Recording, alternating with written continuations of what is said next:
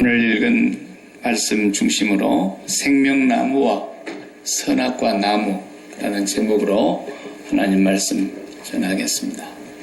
금년에 우리가 말씀이 든든히 세우는 교회 이런 표 아래서 창세기부터 계시록까지 두 번을 우리가 통독하는 가운데서 주일낮과 수요일 밤을 중심으로 해서 그 말씀을 같이 상고하는 그런 한 해를 보내려고 합니다. 첫 번째 시간은 지난 첫 번째 수요일날 말씀을 상고했습니다. 그래서 수요일날 못 나오시는 분들은 우리 교회에 홈페이지가 있습니다. 그러니까 읽어야 들어야 연결이 됩니다. 지난주에 한 말을 또 할 수는 없고 계속해서 말씀을 이어가려면 여러분들이 시간을 내셔서라도 말씀을 상고할 수 있는 그런 자리가 됐으면 좋겠습니다. 다른 사람 들으라고 저거 하는 게 아니고 우리 성도들을 위해서 수고하는 겁니다. 양성으로 수고해서 올리는 거니까 여러분들이 일할 때 이렇게 틀어놓고 있으면 아주 좋습니다. 저는 좀 모자라가지고 제가 설교를 열심히 해놓고도 뭔 설교를 하는지 잘 몰라서 저는 제 설교를 또 일주일 동안에 틀어놓고 제가 듣습니다. 그러니까 저도 은혜를 받아야 되지 않겠어요? 계속해서 하나님 말씀을 전달하는 그 메시지를 제가 또 듣고 또 다음 주에 전달할 말씀을 또 주님 앞에서 준비하고 그렇게 하는 것입니다. 제가 모자라서 그런 거니까 양해하시고 저도 듣는데 여러분도 좀 들어야 되지 않겠습니까? 들으시고 혹간에 듣다가 또 누가 좀 들었으면 좋겠다 그런 생각이 나면 또 그에게 알려드리고 그러면은 서로 은혜가 될 줄 압니다. 그래서 돈 안 들이고 저는 방송국 운영하니까 비싼 선교비 안 내도 얼마나 감사합니까? 지난 수요일날 하나님이 세상을 창조하실 때 혼돈과 공허와 흑암이 깊음 위에 있는 그 설계도를 가지고 세상을 창조하셨다 그랬어요. 그 말씀이 무슨 말씀인가를 설명을 다 드렸습니다. 오늘 두 번째 시간에 하나님 창조하신 그 세상 속에 에덴 동산을 만드셨습니다. 우리가 많이 듣던 에덴 동산. 그 에덴 동산은 어떤 동산이냐? 16절을 보니까 각종 열매가 많이 맺히는 다양한 열매들이 있는 동산이었습니다. 에덴 동산은 뭐냐? 열매 따먹는 동산이다. 그렇게 말해도 틀리지 않는 것 같아요. 각종 실과가 맺혀있는 그런 동산이었다 그랬어요. 그런가 하면은 거기에 최고 가는 나무의 열매가 하나 있는데 그게 생명나무의 열매라는 것입니다. 그리고 그 많은 나무들 중에 절대로 따먹어서는 안 되는 나무도 있었는데 선악을 알게 하는 나무의 열매도 있더라. 17절 말씀에 그렇게 말씀하고 있습니다. 그런데 우리가 이제 다 알다시피 계시록에서 말하는 그 옛뱀, 계시록에서 그렇게 표현했죠? 옛뱀, 동산에 있었던 그 뱀, 그리고 큰 용, 사탄이라고도 하고 마귀라고도 하는 자라. 그렇게 계시록에 소개한 그 존재 때문에 속아서 선악을 알게 하는 나무의 열매를 따먹었다. 그가 하나 따먹은 것으로 끝난 게 아니라 가장 큰 하나님의 선물인 생명나무의 열매의 길을 잃어버렸다는 겁니다. 그리고 그 동산에서 더 이상 살 수 없이 쫓겨나게 돼서 누구도 거기로 범접하지 못하도록 하나님께서 천사를 통해서 생명나무로 향해서 가는 길을 막았다 그랬습니다. 화영검으로 지키게 했다. 그렇게 되어 있어요. 우리가 이제 오늘부터서 공부를 하게 될 텐데 이게 원역사라 하는 창세기 1장에서 11장까지의 이 역사는 아담과 하와가 에덴 동산에 잠깐 있다가 쫓겨난 뒤로부터서 에덴 동산을 본 적도 없고 아무도 알지 못합니다. 본 적이 없다는 말은 본 사람이 없다는 얘기는 그것을 글로 쓸 수 있는 사람이 없어요.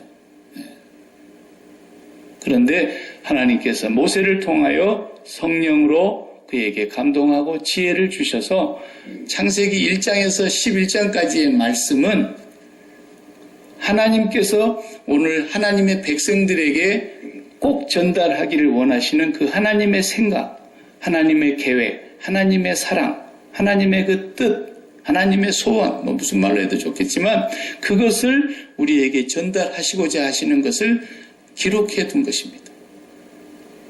그렇기 때문에 이것은 에덴 동산을 문자 그대로 이해하면 곤란합니다. 그 말씀을 통해서 그 말씀에게 담겨져 있는 상징적인 의미가 다 있어요. 에덴 동산이 묘사되어 있는 이 글자 그대로의 동산이 아니고 이 말씀을 통해서 우리가 알아야 될 하나님의 그 깊은 마음의 생각과 소원과 뜻과 계획을 우리에게 전달하고자 하시는 그 표현이 나와 있다. 그래서 선악과 나무, 생명나무 다 이것이 실제로 에덴 동산이 존재한 것은 사실입니다. 역사적으로. 그런데 그 사실임에도 불구하고 그것을 우리에게 전달하고자 할 때 하나님이 우리에게 전해주고자 하는 상징적인 의미가 담겨져 있어서 기록되었다고 말해요. 그러므로 우리가 이 에덴 동산에 있는 생명나무와 선악과 나무가 도대체 뭐냐 이게. 이것을 우리가 막연히 알고 있으면 곤란합니다. 이걸 바르게 알고 여기서 우리가 출발을 하는 겁니다. 창세기. 그리고 이 말씀을 우리가 정리하면서 이제 이 관점에서 요한계시록까지 봐야 되는 겁니다. 그래야 성경을 바르게 보게 되어 있어요. 그렇지 않으면 성경이 따로 놀아요. 앞뒤가 안 맞고 잠이 오고 무슨 말인지 모르게 되어 있어요. 그래서 이 생명나무와 선악과 나무 이것이 무엇인가? 우리는 걱정할 필요가 없는 것은 우리 예수를 그리스도로 믿고 하나님의 백성이 된 성도들에게는 하나님이 나무를 한 그루 더 주셨습니다. 그게 바로 갈보리 언덕의 십자가 나무입니다.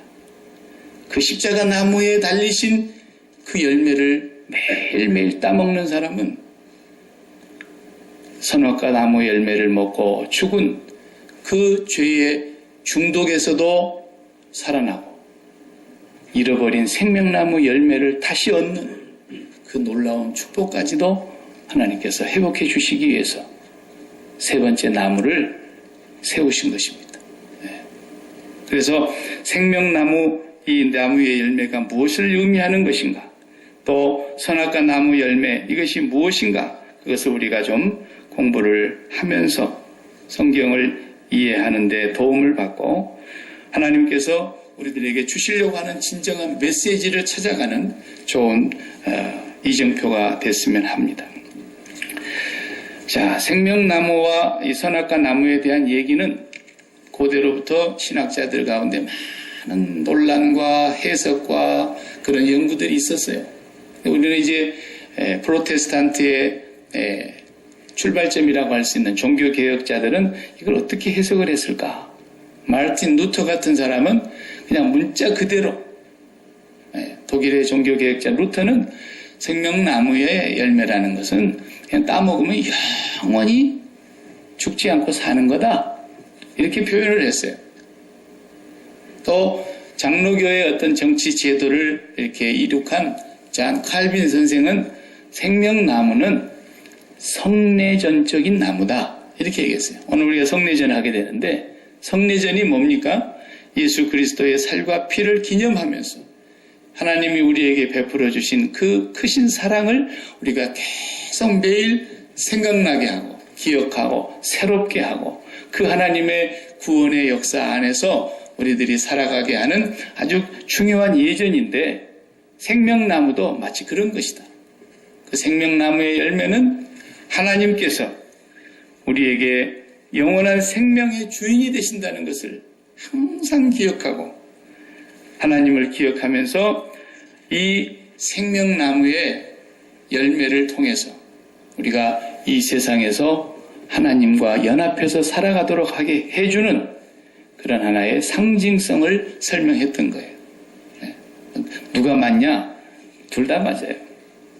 그러니까 그걸 다 일리 있고 둘 다 해석이 틀렸다고 할 수 있는 것이 없어요. 오늘 우리가 보려고 하는 생명나무의 뜻은 어떤 의미로 우리가 이해해야만 되느냐 하는 것을 제가 함께 나누고 싶은데, 생명나무는 말 그대로 우리에게 영원한 생명을 주시는 겁니다. 그 길을 잃어버린 거예요. 선악과의 알마 열매를 먹으면서. 그래서 우리가 영생이다 그렇게 말할 때 영생이 뭐냐 그러면 이야 형자를 길게 해가지고 집에 좀 갔다 오세요. 아직 안 끝났거든요. 이렇게 길게 얘기하면 뭐 영생입니까? 그렇지 않죠. 영생이라는 것은 지옥에서도 영원히 삽니다. 지옥도 영생하는 걸 우리가 알지 않습니까? 거기는 죽으려고 해도 죽을 수도 없다고 그랬어요. 천국이 보입니다. 그 지옥에서. 그런데 그 갈증을 혀끝에 물 한 방울도 찍어줄 수 없는 긍휼과 자비가 없는 곳입니다. 이 세상에서도 눈앞에 많이 좋은 것이 보이는데도 나한테는 한 방울도 가질 수 없다고 한다면 여기가 지옥 아니겠습니까?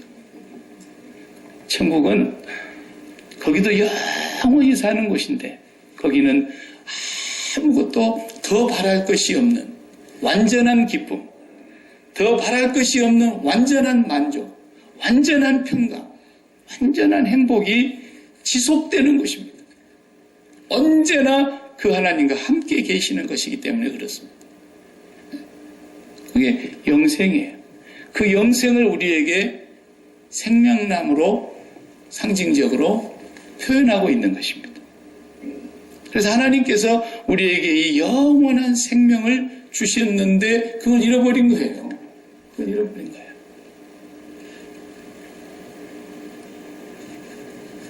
또 1장에서 보면은 하나님께서 사람을 만들 때 어떻게 만드셨다 그랬어요?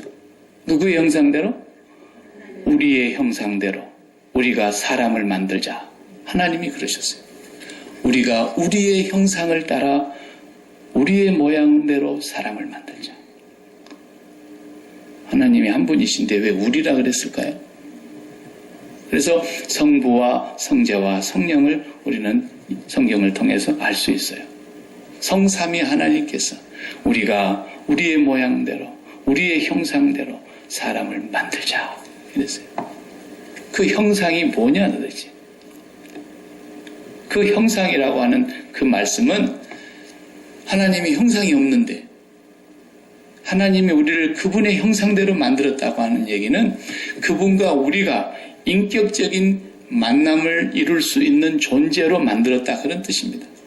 많은 해석이 있습니다만은 하나님과 관계를 맺고 살아갈 수 있는 하나님과 나라는 인간이 늘 인격적인 만남을 통해서 연합되어서 살아갈 수 있는 존재로 지었다는 겁니다. 네. 그러니까 하나님이 만드신 것이 사람이 아니라 온 만물 다 만드셨는데 사람뿐만 만든 게 아니지 않습니까? 온 만물을 다 만드셨는데 하나님과 고양이는 연합이 안 됩니다. 하나님과 개도 연합이 안 됩니다. 하나님과 공중에 나는 새들이 연합이 안 됩니다. 네. 하나님과 하나님의 형상을 따라 지음을 받은 사람만 하나님과 인격적인 관계를 맺으면서 하나가 될 수 있는 그게 영생이거든요. 네. 그래서 예수님이 말씀하신 영생이라는 것이 가장 정확한 표현인데 요한복음 17장 3절에 영생을 예수님이 설명을 하셨어요. 영생은 뭐냐?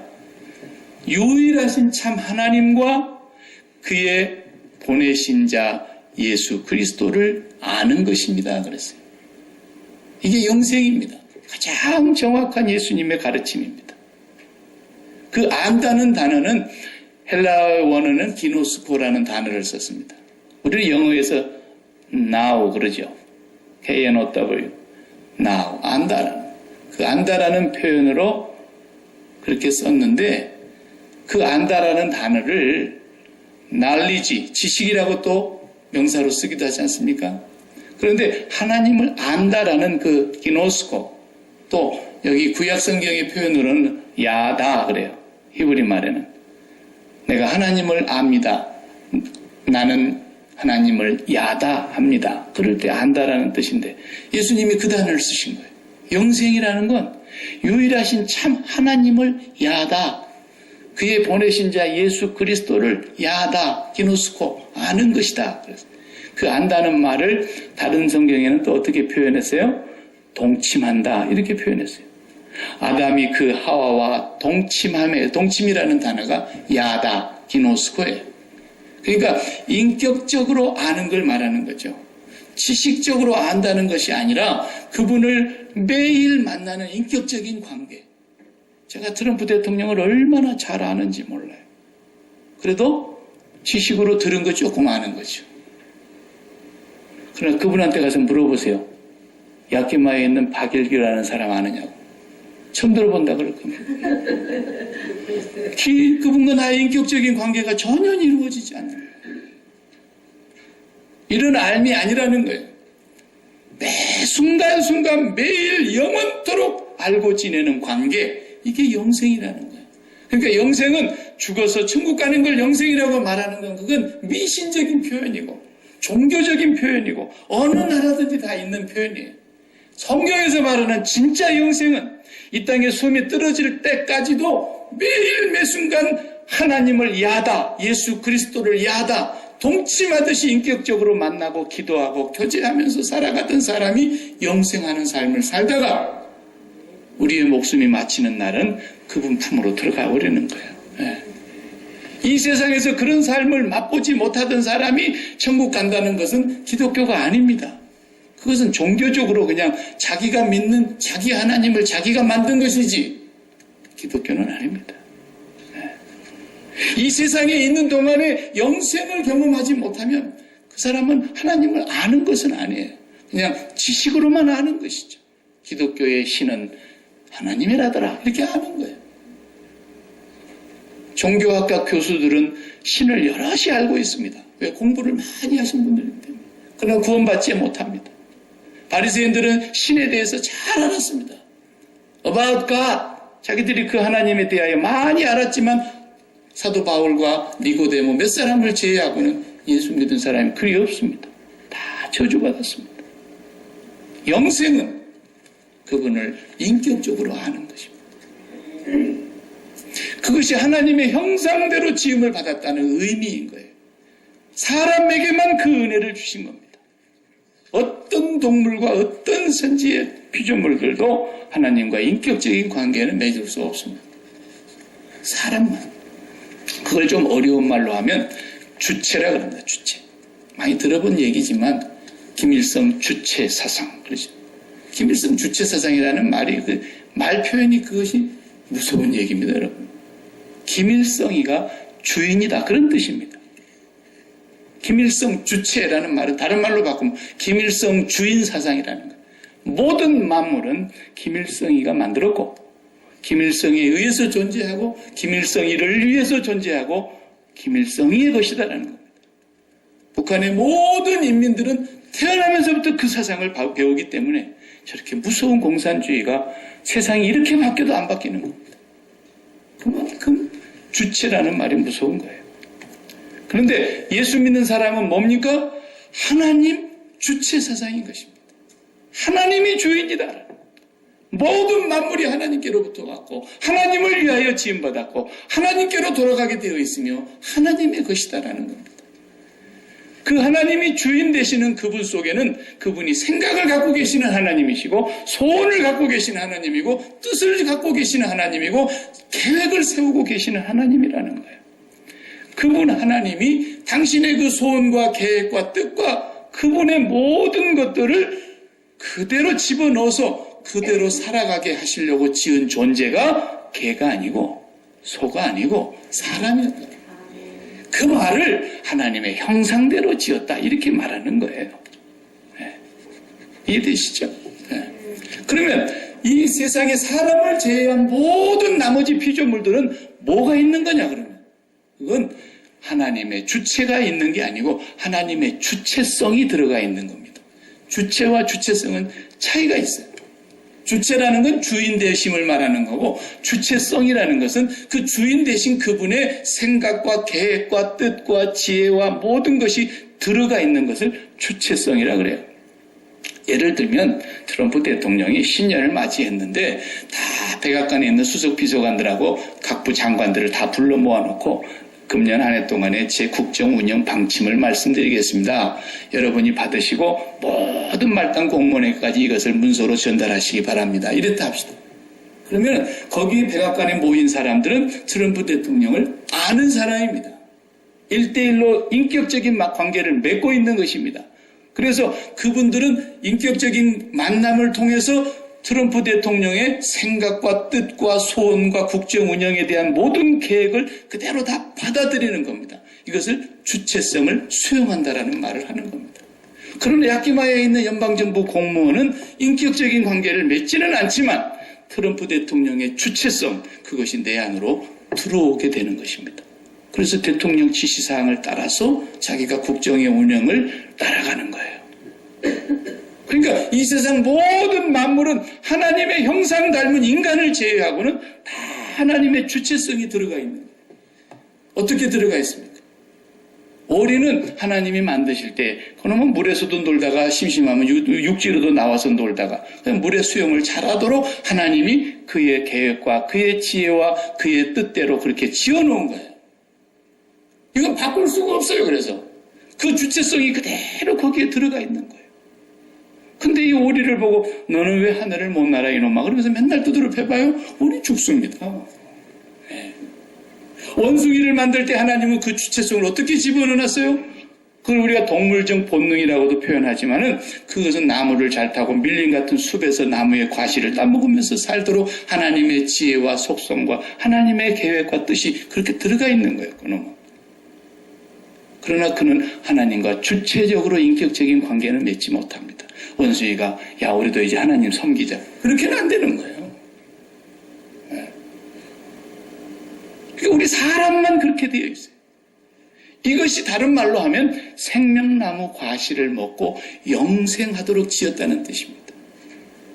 우리를 그렇게 지어놨는데 우리가 선악과 나무 열매를 먹으면 반드시 죽는다는 그 말씀을 어기고 따먹으로서 그 생명 죽음도 왔거니와 생명나무 과실의 열매를 먹고 영생하는 길을 잃어버렸다 이 말이에요. 완전히. 그 생명나무라는 것은 성삼위 하나님이 우리 안에 우리가 하나님 안에 연합되는 그 관계를 생명나무를 상징적으로 거기에 만드시고 표현하고 있는 거예요. 예배 시간이지만 우리 한번 요한복음 17장을 한번 예수님 기도가 한 장 전체가 다 있는 거니까 한번 이렇게 펴보시고 같이 요한복음 17장 22절을 보겠어요. 요한복음 17장 22절을 보면은 1절부터 다 보고 싶지만 시간 관계상 요한복음 17장 22절을 보면 예수님이 그 기도하신 가운데 이렇게 기도하십니다. 내게 주신 영광을 내가 그들에게도 주었사오니 이는 우리가 하나 된 것 같이. 그러면 여기서 우리는 누구예요? 하나님 아버지와 예수님이란 말이에요. 하나 된 것 같이. 그들도 그 말은 예수님 안에 들어와 있는 그 사람들. 그들도 하나님과 하나 되게 하려고 했다는 것입니다. 23절은 곧 내가 그들 안에 있고 예수님이 그의 제자들 안에 있고 아버지께서 예수님 안에 계시어 그들로 온전함을 이루어 하나가 되게 하려 함은 아버지께서 나를 보내신 것과 또 나를 사랑하신 것 같이 그들도 사랑하시는 것을 세상으로 알게 하려 함이로소이다. 그랬어요. 또 24절 다 같이 보세요. 아버지여 내게 주신 자도 나 있는 곳에 나와 함께 있어 아버지께서 창세전부터 나를 사랑하심으로 내게 주신 나의 영광을 그들로 보게 하시기를 원하옵나이다. 이렇게 기도하고 있어요. 여기 전부가 다 무슨 말씀하고 있는 겁니까? 본래 창세전에 예수님 이 땅에 오시기 전에 성부 하나님 안에는 예수님 성자 하나님이 계셨고 성자 하나님 안에는 성부 아버지가 계셨는데 성령 하나님께서는 이 삼위의 하나님으로 이렇게 거하시도록 항상 이렇게 존재하셨는데 그 성자 하나님이 이 세상에 오셨지만 본래 아버지 창세전에 우리가 하나였던 것처럼 나도 저들과 하나가 되어서 저들도 우리와 함께 있어서 아버지에게서 내게 주신 그 영광을 저들도 똑같이 누리게 해주시기를 바랍니다. 이 모든 기도의 내용이 다 뭐냐면 생명나무의 과실을 먹게 해주시기 바랍니다. 영생하게 해주시기를 바랍니다. 그 기도예요. 아버지께서 내게 주신 자를 내가 하나도 잃어버리지 아니하였사오니 다 저들도 내가 주신 내게로 말미암아 아버지께서 주시는 영생을 얻어서 우리와 함께 있게 하기를 원합니다. 계속 그 기도예요. 이게 영생이며 이것이 생명나무라는 것인데 창세기에 말한 이 생명나무를 그렇게 표현하고 있는 겁니다. 그 의미를 우리가 알아야 돼요. 근데 이것을 잃어버린다니까. 선악을 알게 하는 나무의 열매를 먹음으로써. 그럼 선악을 알게 하는 나무는 뭐냐 도대체 이게. 이것도 역사적으로 그 에덴 동산에 있는 나무인데 이것을 통해서 우리에게 표현하시려고 하시는 하나님의 메시지가 뭔가를 알아야 돼요. 이 선악을 알게 하는 나무의 열매를 따먹었으니까 죽었다. 그래서 어떤 사람은 그걸 행위의 언약이라고 또 이상한 말을 만들어내는데 그런 말을 만들면 안 되는 겁니다, 사실은. 아니, 아직 율법이 나오기도 전인데 무슨 에덴 동산에부터 율법을 얘기하려고 그래요.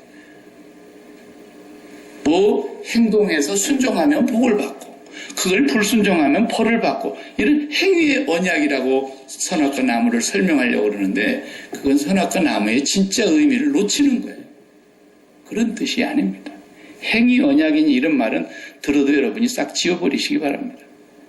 선악을 알게 하는 나무의 열매라는 것은 그게 만약에 행위의 언약이라면 그걸 따먹고 불순종하고 안 따먹고 순종하고 그러기 때문에 죽기도 하고 살기도 하고 그런 관계라면 그걸 굳이 선악을 알게 하는 나무라고 할 필요가 뭐가 있어요? 그냥 사과나무라 그래도 되고 복숭아나무라 그래도 되고 그냥 숨어서 그냥 먹다가 꿀꺽 삼켜가지고 아담은 그냥 얼른 삼켰는데 여기 걸려가지고 이걸 아담스 애플이라 그러잖아요. 네. 사과나무라 그러면 어때요? 복숭아나무라 그러면 어때요? 이걸 따먹었냐 안 따먹었냐 순종했느냐 불순종했느냐는 행위의 언약의 관계로 그 나무를 보면 안 돼요. 그런 뜻이 아니고 선악을 알게 하는 나무라는 그 명칭이 중요한 거예요. 굳이 그걸 선악을 알게 하는 나무라고 하나님이 명칭을 주신 것은 그걸 따먹음으로써 네가 이제부터 네 주체가 된다는 것입니다. 왜? 마귀의 말에 속아서 네가 하나님처럼 되리라 하는 그 말씀대로 자기가 지금까지 하나님의 주체로 살아왔던 하나님의 생각 속에 하나님의 소원 속에 하나님의 뜻과 계획 속에 담겨져 있는 그 주체 대신 주인 대신 그분의 생각이 그대로 수용되어지는 주체성을 받아들일 수 있는 하나님의 형상 닮은 인간이 생명나무 과실을 먹고 살 수 있는 이 인간이 내가 그걸 따먹으면서 내가 선악을 판단하고 내가 주체가 되어서 이제는 내 뜻대로 내 소원대로 내 계획대로 살아가도록 돼버렸다라는 것입니다. 다시 말하면 하나님의 형상이 파괴되고 하나님의 백성으로서 인간됨이 말살돼 버렸다는 거예요. 그런 뜻이에요. 그렇기 때문에 선악과 나무라 그랬던 거예요. 인간됨이 파괴된 거예요. 인간됨이. 하나님의 형상이 파괴돼 버린 거예요. 이제부터서는 자기가 주인인 거예요. 그래서 자기가 주인 되는 슬로건이 뭡니까? 나는 생각한다. 고로 나는 존재한다. 이런 데카르트의 철학자의 말이 굉장한 말인 것처럼 비싼 돈 주고 대학교를 다니는 거예요. 멍청하니까. 그게 뭔 말인지도 모르고. 하나님을 가장 대적하는 말 중에 한 마리가 그런 말이거든요. 근데 저기 철학책 하나 다 꽂고 다니면서 데카르트가 말하기를 그러면 수준 높아 보이는 거죠. 나는 생각한다. 고로 나는 죽는다라는 뜻이에요. 근데 지는 나는 생각한다. 고로 나는 존재한다 그랬던 거예요. 그걸 따먹고 지가 하나님처럼 되어서 이제는 내가 생각하고 내가 판단하고 내가 결정하고 내가 주체가 되어서 내 주체가 나의 주체성이 되고 그럼으로써 죽음이 왔는데 존재가 말살됐는데 인간됨이 파괴되어버렸는데 자기가 존재한다고 그러고 있어요. 말 같은 소리를 해야죠. 하나님이 없으면 그게 굉장한 말처럼 들리는 거예요. 그 기준으로 놓고 보는 거예요. 우리는 선악을 알게 하는 나무의 열매를 먹음으로써 우리가 하나님의 주체를 이제는 거부하게 돼요. 당신 더 이상 필요 없다라는 거예요. 당신은 언제 필요하냐? 종교적으로. 내가 판단하고 있는데 돈이 최고야. 장수, 건강이 최고야. 출세가 최고고, 명예가 최고고, 인기가 최고고, 이 세상에서 부귀영화를 누리고 높은 곳으로 올라가며 그렇게 사는 것이 최고인데 내가 좀 부족할 때 당신 와서 빨리 도와줘. 그게 종교 아닙니까? 하나님을 그렇게 종교적으로 전락시킨 유대인들, 바리새인들이 다 저주 아래 갇힌 거예요. 그래서 하나님의 주체를 이제는 거부하는 겁니다. 내 판단이 옳다는 거예요.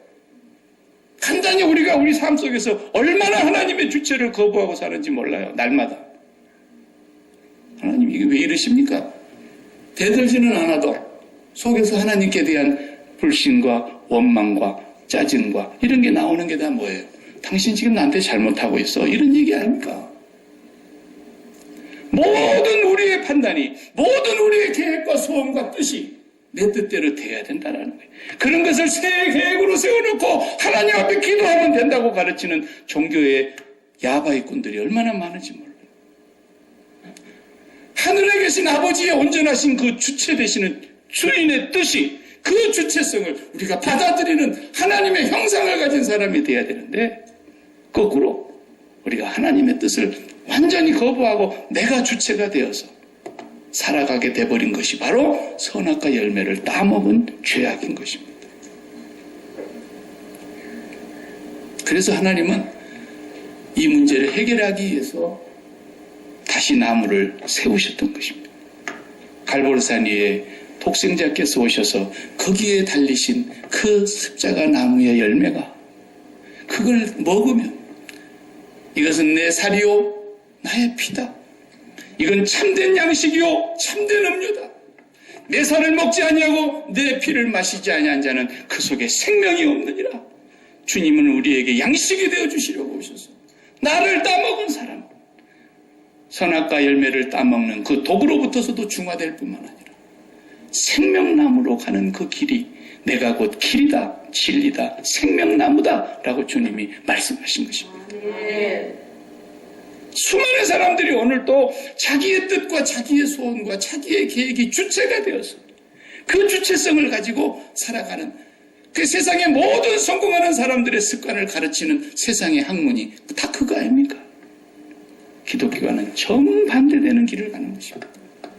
그것이 이제 우리가 창세기부터서 보이게 되는 거예요. 원 역사를 보면은 그래서 셋의 후손과 가인의 후손이 갈라지면서 가인의 자손들이 끝까지 하나님의 주체를 거역하면서 가는 모습을 보게 되지 않습니까? 그 끝에 가서 하나님이 이거 안 되겠다. 그래서 싹 육체를 청소했는데 청소하고 나서도 가능성이 없어요. 다시 시작했지만 새 마음 야벳으로 또 바벨탑을 쌓는 거예요. 그리고 우리가 하나님 앞에서 흩어짐을 면하자. 우리의 이름을 대고 우리의 명성을 날리고 하나님이 더 큰 심판을 내린다 할지라도 우리는 흩어짐을 면하고 살자. 이것이 인간이 자기의 주체를 끝까지 고집하는 것입니다. 그러니까 애가 조금만 커도 이제는 부모의 뜻을 거역하고 자기 주체성을 강조하지 않습니까? 그래서 인본주의 학문에서는 이 아이가 이제 제대로 사람이 되는 것입니다. 자기의 의지가 생기고 있고 자기의 뜻이 생기고 있고 자기의 주장을 펼 줄 아는 그런 인격적 존재로 성장하고 있습니다. 멋있는 말 같죠. 인문학에서는 그게 멋있는 말이고 사실로 맞아요. 그런데 어떤 주체예요? 자기가 주인이라는 거예요. 이제 오늘날 사상이 어떻게까지 갔어요? 포스트 모더니즘 사상은. 내가 스탠다드다라는 거예요. 내가 바지를 찢고 입고 다니든 내가 속옷만 입고 다니든 내가 머리를 볶아갖고 다니든 내가 옷을 반쯤 입고 다니든 내가 표준인데 누가 잔소리하는 거예요? 남자와 남자가 더불어 살든 여자와 여자가 더불어 살든 내가 무엇을 하든 인간이 주인이고 인간이 판단하는 것이지. 오늘날 포스트 모더니즘이 온 세상을 다 물들이고 있습니다. 이제 바벨탑에서 흩어놓았던 그 언어들이 다시 인터넷으로 하나 되어 가고 있습니다. 모든 나라의 말이 다 통용하게 되어 있습니다. 그 작업을 지금 하고 있지 않습니까? 전 세계의 언어가 다시 하나로 이해될 수 있도록. 네. 그때까지만 사세요. 네. 영어의 고민도 다 사라질 테니까. 이때 제가 오후에 영어의 고민을 해결하는 방법을 알려드릴 테니까. 이미 구글에서는 그냥 한국말로 얘기하면 제가 몇 분에게 보여드렸잖아요. 네. 상대방 나라가 스페니시다 그러면 스페니시를 딱 대놓고 내가 한국말로 줄줄줄 하면 스페니시로 막 바로 나가요. 그 자리에서 동시로. 네. 이제는 지금은 그 정도지만 앞으로는 기계를 필요로 하지 않아요. 네. 온 세계는 이제 인간들이 만드는 문명으로 인간이 주체가 되었어요. 이렇게 살아가는 시대가 온다는 것입니다. 그러면 다시 또 사람이 육체가 되는 것입니다. 고깃덩어리가 되는 것입니다. 이제는 물로 심판하는 것이 아니라 불로 심판하는 날이 올 것입니다. 예수 그리스도께서 이 땅에 오신 것은 바로 이렇게 선악과 나무의 열매를 맺고 하나님의 형상을 잃어버리고 망가져버리고 인간의 인간됨과 인간의 존재성마저도 완전히 말살되어져 버린 그 인간들을 향해서. 그래서 주님이 우리를 말씀하시기를 누구든지 그리스도 예수 안에 있으면 새로운 피조물이라. 이전 것은 지나갔으니 보라 새 것이 되었다.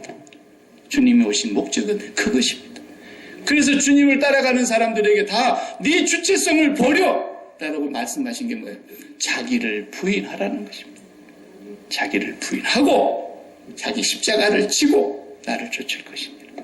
이것이 생명나무의 열매를 먹는 길인 것입니다. 네, 오늘 여기까지만 하겠습니다. 기도하십시오. 하나님 감사합니다. 생명나무와 선악한 알무를 통해서 우리에게 전달해 주시려고 하시는 하나님의 그 뜻과 그 메시지를 오늘 저희들이 잠깐 상고하였습니다.